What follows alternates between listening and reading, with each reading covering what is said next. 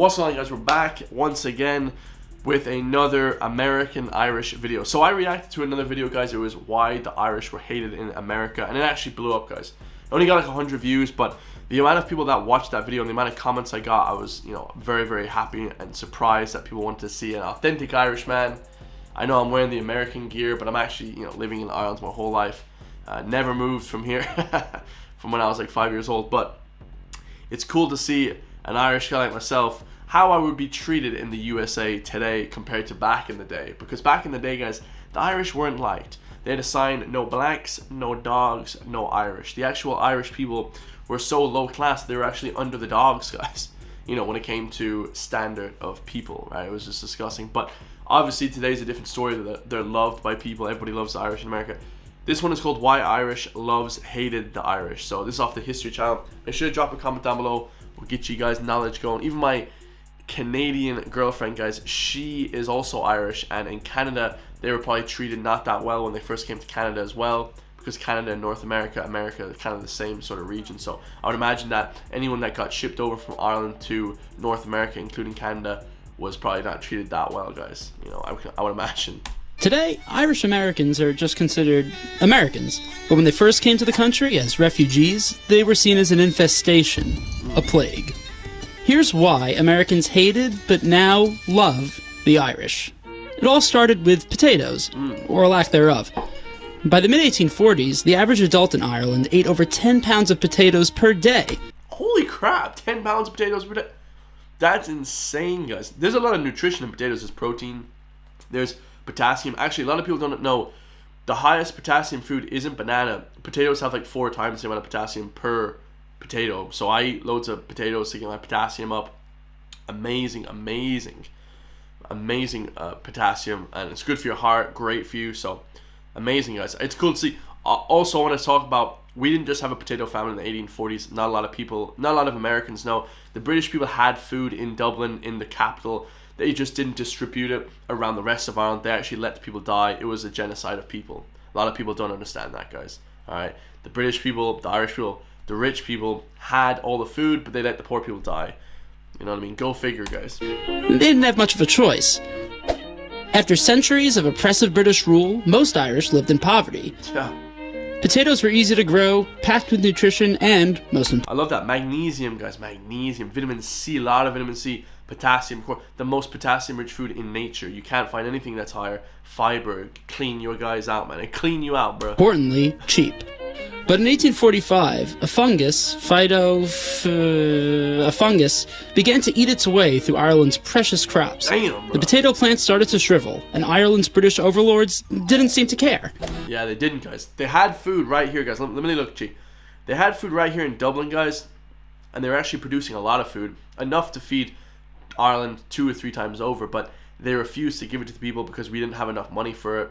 Obviously in the capitalistic system, they obviously were our rulers. We were like slaves basically back in the day. It was crazy. So we all died or immigrated to America, hence this video. The Great Hunger lasted until 1852. By the time the famine ended, some 1 million Irish had died from starvation and disease.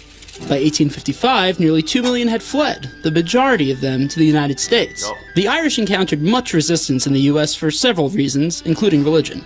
Most of the Irish immigrants to the U.S. were Roman Catholic, and there had long been bad blood between Protestants and Catholics. So most of the people that came over on the Mayflower were like British. Some of them were like German as well, I believe. But most of them were like British. So the British obviously hate Irish people no matter what. Not anymore, guys. Actually, British people love Irish people. Whenever I went to England, they absolutely adored me for some reason. It was insane. But they love Irish people because they don't get that many Irish people anymore. A lot of people think that moving to England, they get a lot of Irish people. They don't really anymore. They still do, of course, but it's like not as, crazy as it used to be. Everyone just used to emigrate like nuts. And that's kind of starting to happen again because there's no, there's no jobs here in Ireland really for people anymore. But yeah, just incredible, guys. I love to see the change in the history in this. Some Protestants believe this exodus of Irish immigrants was a papal army seeking to overthrow the U.S. government and establish a new Vatican in Cincinnati? Others just worried that these newcomers would take their jobs. As with every wave of... Which is fair enough, guys, because obviously if you're there for a time and then you have these old Irish people coming in, you can kind of see how the Americans are like, hey, oh, who this? Like, are they criminals? Are they, what are they doing here? Is there any bad blood here? So you can understand that, right? New immigrants, most of the Irish who came to the U.S. during this time ended up taking dangerous, low-paying work. Yeah, we worked hard as hell. We were like police. We were police officers. We were like fire department. We didn't just go to America and claim welfare, guys. You understand?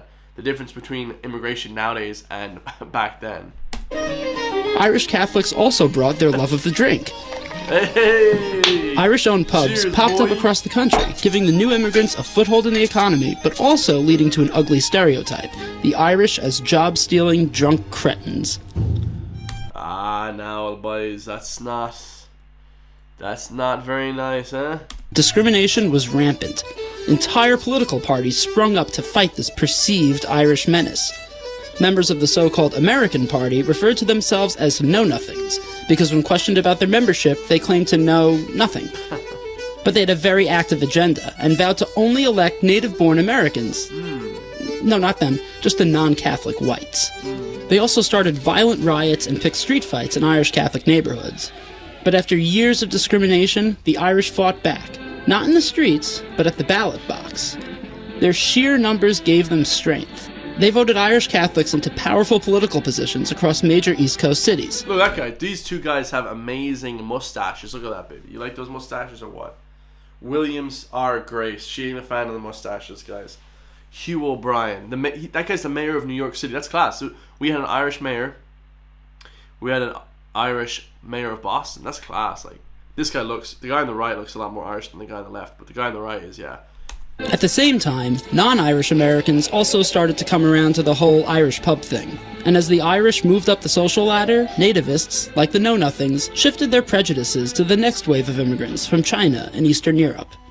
The Irish became Irish Americans, and non-Irish Americans started to act more Irish, or at least how they thought the Irish acted. Today, Irish traditions, including music, dance, and drink, have been woven into the fabric of American society. So the next time you fly an Irish flag on St. Paddy's Day, remember what Americans once hated and feared is now a staple of our culture. That's true. That's true. Beautiful. Beautiful. I love that, guys. I love that. Great video by the History Channel. Hopefully they do not block this video, but amazing. I'm going to react to why Mexico banned immigration from the U.S. as well. I want to react to a lot of History Channel stuff. They have great channel stuff, and I love to see it. Obviously a lot of the stuff is very accurate as well, because the History Channel has a lot of PhD people. They have a lot of background on it. It's sad to see. I think about nowadays, guys, the only one sad thing is the potato. I eat crisps nowadays, or chips, you say in America. Like the kind of fried, ones. And I get sad. I'm like, damn, man, my ancestors couldn't even eat potatoes raw, bro, out the ground with the dirt still on them. And I'm over here eating like almost like a potato dessert, eating them with like salt and like, beautiful cheese and like vinegar and stuff on them. So very, very delicious, guys. That's the only one sad thing. You see how times change so fast. But yeah, I love you guys all. Let me know what you all think in the comments down below. If you know anything about the US and Ireland together as a society. I'll see you guys in the next one, man. Peace.